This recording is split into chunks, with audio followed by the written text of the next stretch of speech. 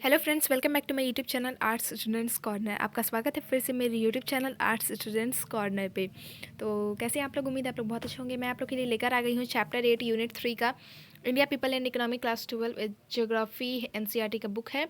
Book का नाम है India people and economy. Chapter का नाम है मैन्युफैक्चरिंग इंडस्ट्री, जैसा कि आप लोग को दिख रहा है। और यूनिट 3 है, चैप्टर हमारा 8 है।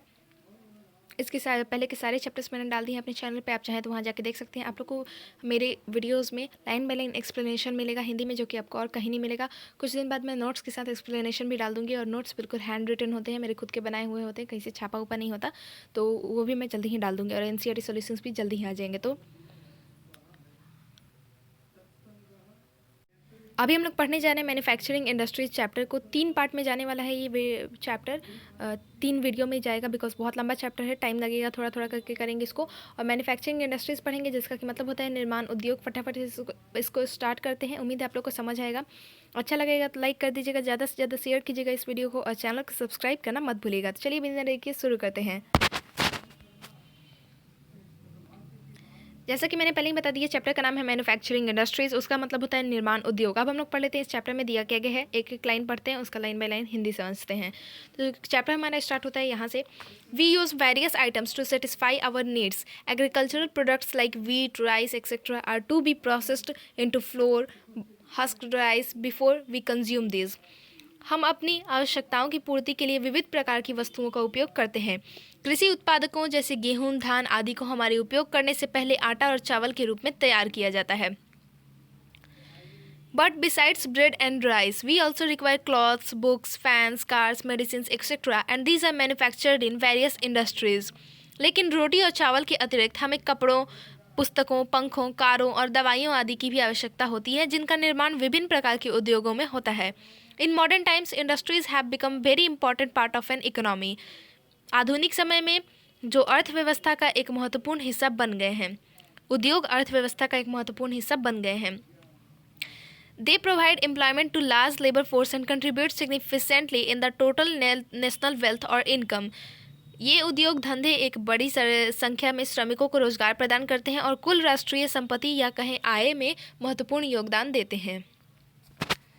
इस चैप्टर का फर्स्ट टॉपिक है टाइप्स ऑफ इंडस्ट्रीज, यानी कि उद्योगों के प्रकार। इसको पढ़ लेते हैं। Industries are classified in a number of ways. उद्योगों का वर्गीकरण कई प्रकार से किया जा सकता है। On the basis of size, capital investment and labour force employed, industries are classified as large, medium, small scale and cottage industries. तो आकार, पूंजी निवेश और श्रम शक्ति के आधार पर उद्योगों को बृहत, मध्यम, लघु और कुटीर उद्योगों में वर्गीकृत किया गया है। On the basis of ownership, industries are categorized as public sector, private sector, and joint and cooperative sector.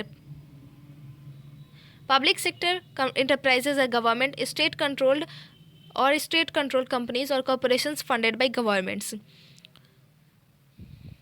स्वामित्व के आधार पर उद्योगों को सार्वजनिक सेक्टर, व्यक्तिगत सेक्टर और मिश्रित और सहकारी सेक्टर में विभक्त किया गया है।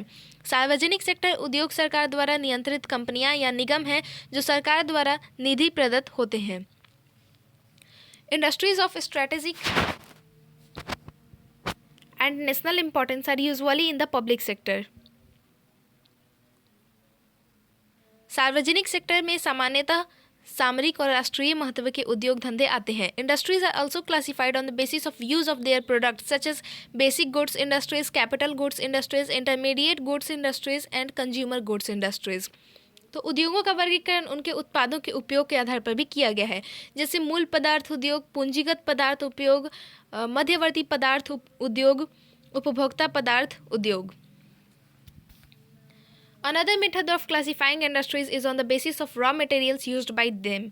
उद्योगों द्वारा प्रयोग किए जाने वाले कच्चे माल के आधार पर भी उनका वर्गीकरण किया गया है। Accordingly, these can be agricultural based industries, forest based industries, mineral based industries and industrially processed raw material based industries. तो इसके अनुसार यह वर्गीकरण इस प्रकार है। पहला है कृषि आधारित उद्योग, दूसरा है वन आधारित उद्योग, तीसरा है खनिज आधारित उद्योग, चौथा है उद्योगों द्वारा निर्मित कच्चे माल पर आधारित उद्योग। Another common classification of industries is based on the nature of the manufactured products.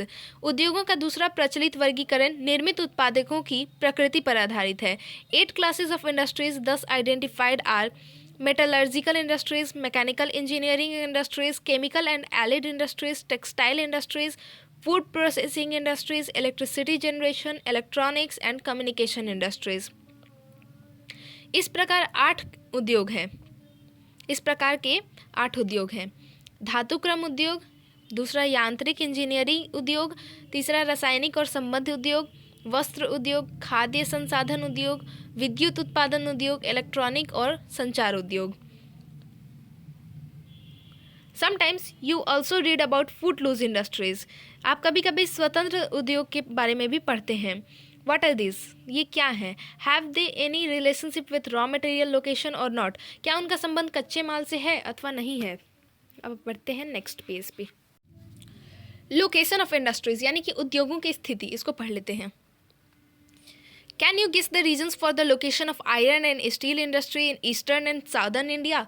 तो क्या आप पूर्वी और दक्षिणी भारत में लोहा इस्पात उद्योग की स्थिति के कारणों का अनुमान लगा सकते हैं? Why is there no iron and steel industry in UP, Haryana, Punjab, Rajasthan and Gujarat? Uttar Pradesh, Haryana, Punjab, Rajasthan और गुजरात में कोई भी लोहा इस्पात उद्योग क्यों नहीं है? Location of industries is influenced by several factors like access to raw materials, power, market, capital, transport and labor, etc. उद्योगों की स्थिति कई कारकों जैसे कच्चा माल की उपलब्धता, शक्ति, बाजार, पूंजी, यातायात और श्रम इत्यादि द्वारा प्रभावित होती है। Relative significance of this factors varies with time and place. इन कारकों का सापेक्षिक महत्व समय और स्थान के साथ बदल जाता है। There is a strong relationship between raw materials and type of industry. कच्चे माल और उद्योग के प्रकार में घनिष्ठ संबंध होता है। It is economical to locate the manufacturing industries at a place where cost of production and delivery cost of manufacture goods to consumers are the least. आर्थिक दृष्टि से निर्माण उद्योग को उस स्थान पर स्थापित करना चाहिए जहां उत्पादन मूल्य और निर्मित वस्तुओं को उपभोक्ताओं तक वितरण करने का मूल्य न्यूनतम हो। Transport costs to a great extent depend on the nature of raw material and manufactured products. A brief description of factors influencing the location of industries are given below. परिवहन मूल्य एक बड़ी सीमा तक कच्चे माल और निर्मित उत्पादों की प्रकृति पर निर्भर करता है। उद्योगों की स्थिति को प्रभावित करने वाले कारकों का संक्षिप्त विवरण नीचे दिया गया है। रॉ मटेरियल्स यानी कि कच्चा माल। Industries using wet losing raw materials are located in the regions where raw materials are located. भार ह्रास वाले कच्चे माल का उपयोग करने वाले उद्योग उन प्रदेशों में स्थापित किए जाते हैं जहां ये उपलब्ध होते हैं। Why are the sugar mills in India located in sugarcane growing areas? Bharat में चीनी मिलें गन्ना उत्पादक क्षेत्रों में क्यों स्थापित हैं? Similarly, the locations of pulp industry, copper smelting and pig iron industries are located near their raw materials. इसी तरह लुगदी उद्योग, तांबा प्रगलन और पिग आयरन उद्योग अपने कच्चे माल प्राप्ति के स्थानों के निकट ही स्थापित किए जाते हैं। In iron and steel industries, iron ore and coal both are weight losing raw materials. लोहा इस्पात उद्योग में लोहा और कोयला दोनों ही भार ह्रास वाले कच्चे माल हैं। Therefore, an optimum location for iron and steel industries should be near raw material sources. This is why most of the iron and steel industries are located near coal fields like Bokaro, Durgapur, etc. or near sources of iron ore like Bhadravati, Bhilai and Rourkela. Similarly, industries based on perishable raw materials are also located close to raw material sources. इसीलिए लोहा इस्पात उद्योग की स्थिति के लिए अनुकूलतम स्थान कच्चा माल स्रोतों के निकट होना चाहिए। यही कारण है कि अधिकांश लोहा इस्पात उद्योग या तो कोयला क्षेत्रों जैसे कि बोकारो, दुर्गापुर आदि के निकट स्थित हैं अथवा लौह अयस्क के स्रोतों जैसे कि भद्रावती, भिलाई और राउरकेला के निकट स्थित हैं। सेकेंड फैक्टर है पावर यानी कि शक्ति। Power provides the motive force for machines and therefore its supply has to be ensured before the location of any industry. शक्ति मशीनों के लिए गतिदायी बल प्रदान करती है और इसीलिए किसी भी उद्योग की स्थापना से पहले इसकी आपूर्ति सुनिश्चित कर ली जाती है। However, certain industries like aluminium and synthetic nitrogen manufacturing industries tend to be located near sources of power because they are power intensive and require huge quantum of electricity. फिर भी कुछ उद्योगों जैसे एल्युमिनियम और कृत्रिम नाइट्रोजन निर्माण उद्योग की स्थापना शक्ति स्रोत के निकट की जाती है, क्योंकि ये अधिक शक्ति उपयोग करने वाले उद्योग हैं जिन्हें विद्युत की बड़ी मात्रा में आवश्यकता होती है। थर्ड फैक्टर है मार्केट, यानी कि बाजार। Markets provide the outlets for manufactured products. Heavy machine tools, heavy chemicals are located near the high demand areas as these are market oriented. बाजार निर्मित उत्पादों के लिए निर्गम उपलब्ध कराती है। भारी मशीन के औजार, भारी रसायनों की स्थापना उच्च मांग वाले क्षेत्रों के निकट की जाती है, क्योंकि ये बाजार अभिमुख होते हैं। Cotton textile industry uses a non-wet losing raw material and is generally located in large urban center. Example Mumbai, Ahmedabad, Surat, etc.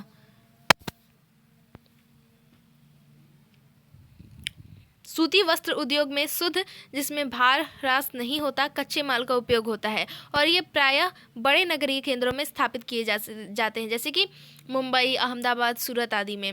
Petroleum refineries are also located near the markets as the transport of crude oil is easier and several products derived from them are used as raw material in other industries. Petroleum परिशोधनशालाओं की स्थापना भी बाजारों के निकट की जाती है, क्योंकि अपरिष्कृत तेल का परिवहन आसान होता है और उनसे प्राप्त कई उत्पादों का उपयोग दूसरे उद्योगों में कच्चे माल के रूप में किया जाता है। Koyali, Mathura and Barauni refineries are typical examples. Ports also play a crucial role in the location of oil refineries. कोयली, मथुरा और बरौनी इसके विशिष्ट उदाहरण हैं। परिशोधनशालाओं की स्थापना में पतन भी एक महत्वपूर्ण भूमिका निभाते हैं।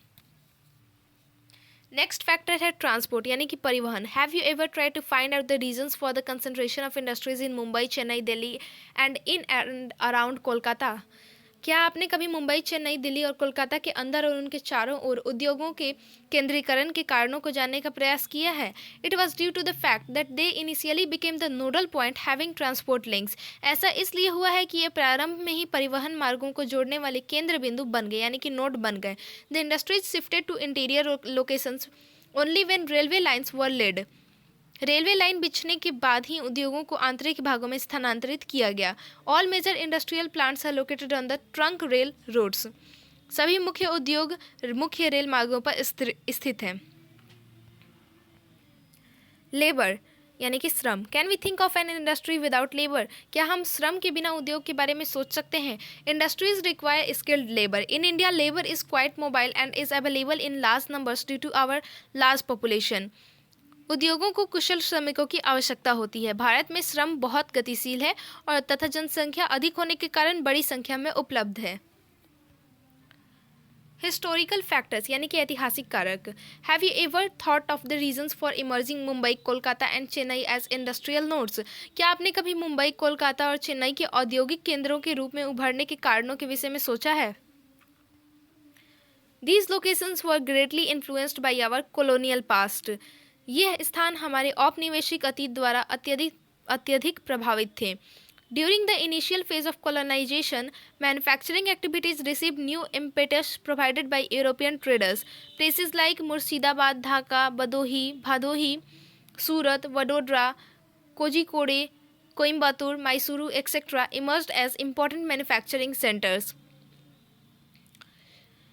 उपनिवेशीकरण के प्रारंभिक चरणों में निर्माण क्रियाओं को यूरोप के व्यापारियों द्वारा नव प्रोत्साहन दिया गया। मुर्शिदाबाद, ढाका, भदोई, सूरत, वडोदरा, कोझिकोड, कोयम्बतूर, मैसूर आदि स्थान महत्वपूर्ण निर्माण केंद्रों के रूप में उभरे।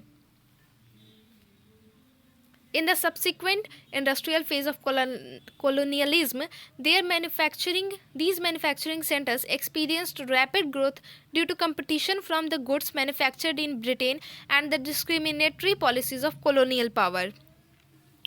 उपनिवेशवाद के उत्तरकालीन औद्योगिक चरण में ब्रिटेन में निर्मित वस्तुओं से होड़ और उपनिवेशिक शक्ति की भेदमूलक नीति के कारण इन निर्माण केंद्रों का तेजी से विकास हुआ।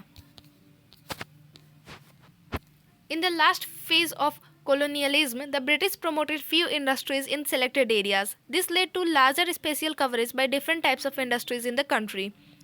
उपनिवेशवाद के अंतिम चरणों में अंग्रेजों ने चुने हुए क्षेत्रों में कुछ उद्योगों को प्रोन्नत किया। इससे देश में विभिन्न प्रकार के उद्योगों का बड़े पैमाने पर स्थानिक विस्तार हुआ। Industrial policy. औद्योगिक नीति। India being a democratic country aims at bringing about economic growth with balanced regional development. एक प्रजातांत्रिक देश होने के कारण भारत का उद्देश्य संतुलित प्रादेशिक विकास के साथ आर्थिक समृद्धि भी लाना है। Establishment of iron and steel industry in Bhilai and Rourkela were based on decision to develop backward tribal areas of the country. At present, Government of India provides lots of incentives to industries locating in backward areas.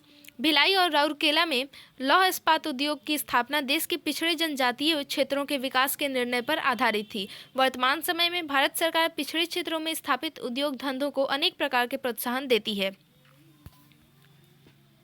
Major industries यानी कि मुख्य उद्योग। The iron and steel industry is basic to the industrial development of any country. किसी भी देश के औद्योगिक विकास के लिए लौह इस्पात उद्योग एक मूल आधार होता है। The cotton textile industry is one of our traditional industries. सूती वस्त्र उद्योग हमारे परंपरागत उद्योगों में से एक है। The sugar industry is based on local raw materials which prospered even in the British period.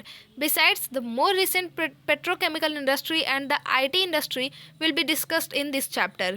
चीनी उद्योग स्थानिक कच्चे माल पर आधारित है जो कि अंग्रेजों के समय से ही फला फूला। इसके अतिरिक्त इस अध्याय में वर्तमान में और भी आधुनिक उद्योग जैसे पेट्रोलियम रासायनिक उद्योग और अवगम प्रौद्योगिकी उद्योग यानी कि IT इंडस्ट्री की भी विवेचना की जाएगी। अभी ये the iron and steel industry यानी कि लौह इस्पात उद्योग। The development of the iron and steel industry open the doors to rapid industrial development in India. लौह इस्पात उद्योग के विकास ने भारत में तीव्र औद्योगिक विकास के दरवाजे खोल दिए। Almost all sectors of the Indian industry depend heavily on the iron and steel industry for their basic infrastructure. भारतीय उद्योग के लगभग सभी सेक्टर अपनी मूल आधारिक अवसंरचना के लिए मुख्य रूप से लोहा इस्पात उद्योग पर निर्भर करते हैं। Can we make tools to be used in agriculture without iron? क्या हम लोहे के उपयोग के बिना कृषि में होने वाले औजार बना सकते हैं? The other raw materials besides iron ore and cooking coal essential for iron and steel industry are limestone, dolomite, manganese and fire clay. लौह इस्पात उद्योग के लिए लौह अयस्क और कोककारी कोयला के अतिरिक्त चूना पत्थर, डोलोमाइट, मैंगनीज और अग्निसमृतिका आदि कच्चे माल की भी आवश्यकता होती है। All these raw materials are gross weight losing, therefore the best location for the iron and steel plants is near the source of raw materials. ये सभी कच्चे माल स्थूल यानी कि भार ह्रास वाले होते हैं, इसीलिए लोहा इस्पात उद्योग की सबसे अच्छी स्थिति कच्चे माल स्रोतों के निकट होती है। In India, there is a crescent-shaped region comprising parts of Chhattisgarh, northern Odisha, Jharkhand, and western West Bengal, which is extremely rich in high-grade iron ore, good quality cooking coal, and other supplementing raw materials. Bharat में छत्तीसगढ़, उत्तरी ओडिशा, झारखंड और पश्चिमी पश्चिम बंगाल के भागों को समाविष्ट करते हुए आंध्र चंद्राकार प्रदेश से जो कि उच्च कोटि के लौह अयस्क, अच्छे गुणवत्ता वाले कोककारी कोयला और अन्य संपूरकों से समृद्ध है। The Indian iron and steel industry consists of large integrated steel plants as well as mini steel mills. It also includes secondary producers, rolling mills and ancillary mills. भारतीय लौह इस्पात उद्योग के अंतर्गत बड़े एकीकृत इस्पात कारखानों और छोटी इस्पात मिलें भी सम्मिलित हैं। इसके अंतर्गत द्वितीयक उत्पादक, ढलाई मिलें और आनुषंगिक उद्योग भी आते हैं। इंटीग्रेटेड स्टील प्लांट्स यानी कि एकीकृत इस्पात कारखाने, TISCO. The Tata and iron steel plant यानी कि टाटा लौह इस्पात company, TISCO. The Tata Iron and Steel Plant lies very close to the Mumbai-Kolkata railway line and about 240 km away from Kolkata, which is the nearest port for the export of steel. Tata लौह इस्पात Mumbai Kolkata railway मार्ग के बहुत निकट स्थित है। यहाँ के इस्पात के निर्यात के लिए सबसे नज़दीक लगभग 240 किलोमीटर दूर पतन कोलकाता है। The rivers Subarnarekha and Kharkai provide water to the plant. The iron ore for the plant is obtained from Naumundi and Badam Pahar, and coal is brought from Joda mines in Odisha. Coking coal comes from Jharia and West Bokaro coal fields. संयंत्र का पानी सुवर्ण रेखा और कारखोई नदियों से, लोहा नुआ मंडी और बादाम पहाड़ से, और कोयला जोड़ा खानों उड़ीसा से, और कोककारी कोयला झरिया और पश्चिमी बोकारो कोयला क्षेत्र से प्राप्त होता है। इसको the Indian iron and steel company IISCO, भारतीय लोहा और इस्पात company. The Indian iron and steel company set up its first factory at Hirapur and later on another at Kulti. भारतीय लोहा और इस्पात कंपनी ने अपना पहला कारखाना हीरापुर में और दूसरा कुल्टी में स्थापित किया. In 1937 the steel corporation of Bengal was constituted in association with ISCO and set up another iron and steel producing unit at Burnpur, West Bengal. 1937 में भारतीय लोहा और इस्पात कंपनी के सहचारी से बंगाल स्टील कॉरपोरेशन की स्थापना की गई. बरनपुर में लोहा और इस्पात के उत्पादन की दूसरी इकाई की स्थापना की गई. All the three plants under ISCO are located very close to Damodar Valley coalfields, Raniganj, Jharia and Ramgarh. Iron ore comes from Singhbhum in Jharkhand. Water is obtained from the Baraka river, a tributary of Damodar. All the plants are located along the Kolkata-Asansol railway line. Unfortunately, steel production from ISCO fell considerably in 1972 to 73 and the plants were taken over by the government. Indian iron steel company के अधिकार क्षेत्र में आने वाले 3 संयंत्र दामोदर घाटी कोयला क्षेत्रों रानीगंज, झरिया और रामगढ़ के निकट कोलकाता आसनसोल रेल मार्ग पर स्थित हैं. लौह अयस्क सिंह भूमि से आता है. जल दामोदर नदी की सहायक नदी बराकर से प्राप्त किया जाता है. दुर्भाग्य से 1972 से 73 में भारतीय लोहा और इस्पात कारखाने से इस्पात उत्पादन बहुत कम हो गया और संयंत्र सरकार द्वारा अधिग्रहित कर लिया गया. अब है Visvesvaraya iron and steel works limited, VISL यानी कि विस्ल. तो इसको पढ़ लेते हैं हम लोग फटाफट से. The third integrated steel plant, the Visvesvaraya Iron and Steel Works, initially called the Mysore Iron and Steel Works, is located close to an iron ore producing area of Kemangundi in the Baba Budan Hills. तीसरा एकीकृत इस्पात संयंत्र Visvesvaraya iron and steel works, जो प्रारंभ में मैसूर लोहा और इस्पात वर्क्स के नाम से जाना जाता था, बाबा बुदन की पहाड़ियों के केमानगुंडी के लौह अयस्क क्षेत्रों के निकट स्थित है. But limestone and manganese are also locally available. चूना पत्थर और मैंगनीज भी आसपास के क्षेत्रों में उपलब्ध हैं. But this region has no coal, लेकिन इस प्रदेश में कोयला नहीं मिलता. At the beginning charcoal obtained by burning wood from nearby forest was used as fuel till 1951. प्रारंभ में पास के जंगलों से प्राप्त जो लकड़ी को जलाने के बाद जो कोयला होता है, यानी कि लकड़ी को जलाकर बनाए गए चारकोल को 1951 तक ईंधन के रूप में प्रयोग किया जाता था. Afterwards, electric furnaces were installed which used hydroelectricity from the Jog Falls Hydel Power Project. बाद में विद्युत भट्टियां लगाई गई जिनमें जोग प्रपात जल विद्युत परियोजना से प्राप्त जल विद्युत का उपयोग होता था. The Bhadravati river supplies water to the plant. This plant produces specialised steels and alloys. संयंत्र को जल भद्रावती नदी से प्राप्त होता है. यह संयंत्र विशिष्ट इस्पात एवं एलॉय का उत्पादन करता है. अगेन अ मैप देख लीजिएगा आप लोग, आयरन एंड स्टील प्लांट्स का है. ये क्वेश्चंस तो आने ही है मैप में से. After independence during the second 5-year plan 1956 to 61, 3 new integrated steel plants were set up with foreign collaboration. Rourkela in Odisha, Bhilai in Chhattisgarh and Durgapur in West Bengal. स्वतंत्रता के बाद द्वितीय पंचवर्षीय योजना यानी कि 1956 से 57 में विदेशी सहयोग से 3 नए एकीकृत इस्पात संयंत्रों की स्थापना की गई. ये संयंत्र हैं राउरकेला ओडिशा में, भिलाई छत्तीसगढ़ और दुर्गापुर पश्चिम बंगाल में. These were public sector plants under Hindustan Steel Limited (HSL). In 1973, the Steel Authority of India Limited (SAIL) was created to manage these plants. ये सभी सार्वजनिक सेक्टर संयंत्र हिंदुस्तान स्टील लिमिटेड के अधिकार में थे. 1973 में इन संयंत्रों के प्रबंधन के लिए स्टील अथॉरिटी ऑफ इंडिया की स्थापना की गई, यानी कि सेल की स्थापना की गई. अब हम लोग पढ़ेंगे राउरकेला स्टील प्लांट यानी कि राउरकेला इस्पात संयंत्र. The Rourkela steel plant was set up in 1959 in the Sundargarh district of Odisha in collaboration with Germany. Rourkela इस्पात संयंत्र जर्मनी के सहयोग से 1959 में ओडिशा के सुंदरगढ़ जिले में स्थापित किया गया था. The plant was located on the basis of proximity to raw materials, thus minimizing the cost of transporting weight-losing raw material. संयंत्र को कच्चे माल की निकटता के आधार पर स्थापित किया गया था। इस प्रकार भार ह्रास वाले कच्चे माल का परिवहन मूल्य कम हो जाता है। This plant has a unique location advantage as it receives coal from Jharia, Jharkhand and iron ore from Sundargarh and Kendujhar. The Hirakud project supplies power for the electric furnaces and water is obtained from the Koil and Sank rivers. इस संयंत्र को विशिष्ट अवस्थितिक लाभ प्राप्त है क्योंकि इसे निकट झरिया झारखंड से कोयला और सुंदरगढ़ और केंदुझर से लौह अयस्क प्राप्त हो जाता है। विद्युत भट्टियों के लिए विद्युत शक्ति हीराकुड परियोजना से तथा जल कोयल और शंख नदियों से प्राप्त होता है।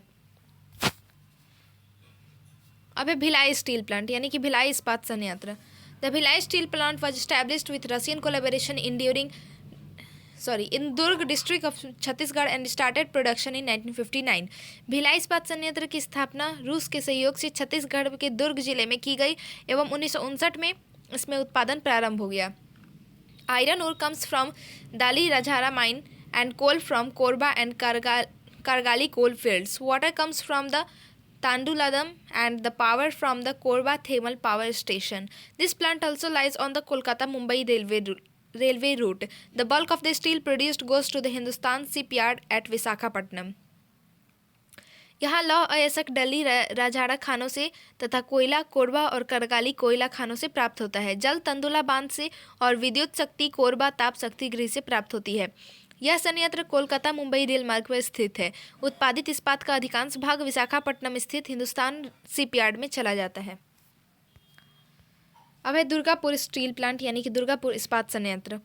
Durgapur steel plant in West Bengal was set up in collaboration with the government of the United Kingdom and started production in 1962. Durgapur इस्पात संयंत्र यूनाइटेड किंगडम की सरकार के सहयोग से पश्चिम बंगाल में स्थापित किया गया था और 1962 में इसमें उत्पादन प्रारंभ हो गया।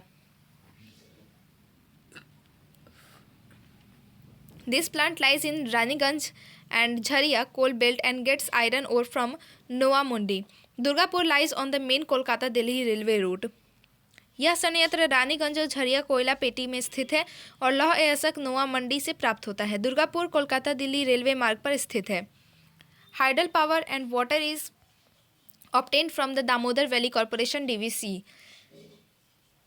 इसे जल विद्युत शक्ति और जल दामोदर घाटी कॉरपोरेशन से प्राप्त होते हैं। बोकारो स्टील प्लांट बोकारो इस्पात संयंत्र। This steel plant was set up in 1964 at Bokaro with Russian collaboration. यह इस्पात संयंत्र रूस के सहयोग से 1964 में बोकारो में स्थापित किया गया था। This plant was set up on the principle of transportation cost minimisation by creating Bokaro Rourkela combine. इस संयंत्र की स्थापना परिवहन लागत न्यूनीकरण सिद्धांत के आधार पर की गई थी, जिसके अनुसार बोकारो और राउरकेला संयुक्त रूप से राउरकेला प्रदेश से लौह अयस्क प्राप्त करते हैं। It receives iron ore from the Rourkela region and wagons on return take coal to Rourkela. Other raw materials come to Bokaro from within a radius of about 350 km. Water and hydel power is supplied by the Damodar Valley Corporation.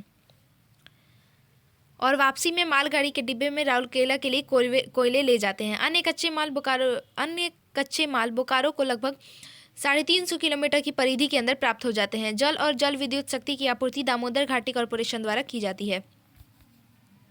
Other steel plants, अन्य इस्पात संयंत्र। New steel plants which were set up in fourth plan period are away from the main raw material sources. चतुर्थ योजना के समय में स्थापित 3 नए इस्पात संयंत्र कच्चे माल स्रोतों से दूर हैं। All 3 plants are located in South India. तीनों संयंत्र दक्षिणी भारत में स्थापित हैं। The Vizag steel plant in Visakhapatnam in Andhra Pradesh is the first port-based plant which started operating in 1992. Its port location is of advantage. Visakhapatnam Andhra Pradesh में स्थित विजाग इस्पात संयंत्र पहला पतन आधारित संयंत्र है। इसकी शुरुआत 1992 में हुई थी। इसकी पतन स्थिति लाभप्रद है। The Vijayanagar steel plant at Hosapete in Karnataka was developed using indigenous technology. This uses local iron ore and limestone. The Salem steel plant in Tamil Nadu was commissioned in 1982. Vijayanagar इस्पात संयंत्र होसपेटे कर्नाटक में विकसित किया गया। इसमें स्वदेशी तकनीकी का उपयोग किया जा रहा है। यह संयंत्र आसपास के क्षेत्रों से प्राप्त लौह अयस्क और चूना पत्थर का उपयोग करता है। सलेम तमिलनाडु इस्पात संयंत्र 1982 में चालू किया गया। Apart from these major steel plants, there are more than 206 units located in different parts of the country. इन मुख्य इस्पात संयंत्रों के अतिरिक्त देश के विभिन्न भागों में 206 से अधिक इकाइयाँ स्थापित की गईं। Most of these use scrap iron as their main raw material and process it in electric furnaces. इनमें से अधिकांश इकाइयाँ अपने मुख्य कच्चे माल के रूप में रद्दी लोहे का उपयोग करती हैं और उसे विद्युत भट्टियों में प्रक्रमित करती हैं। अब है द कॉटन टेक्सटाइल इंडस्ट्री। इसको हम लोग पढ़ेंगे नेक्स्ट वीडियो में। तब तक के लिए स्टे ट्यून्ड, क्योंकि काफ़ी लंबा हो चुका है वीडियो और 3 पार्ट में मैंने कहा था चैप्टर जाएगा, तो ये हम लोग पढ़ेंगे पार्ट 2 में। तो उम्मीद है आप लोग को अच्छा लगा होगा। लाइक कर दीजिएगा या फिर डिसलाइक कर दीजिएगा, ज़्यादा से ज़्यादा शेयर कीजिएगा इस वीडियो को और चैनल को सब्सक्राइब करना मत भूलिएगा। Thank you for watching the video.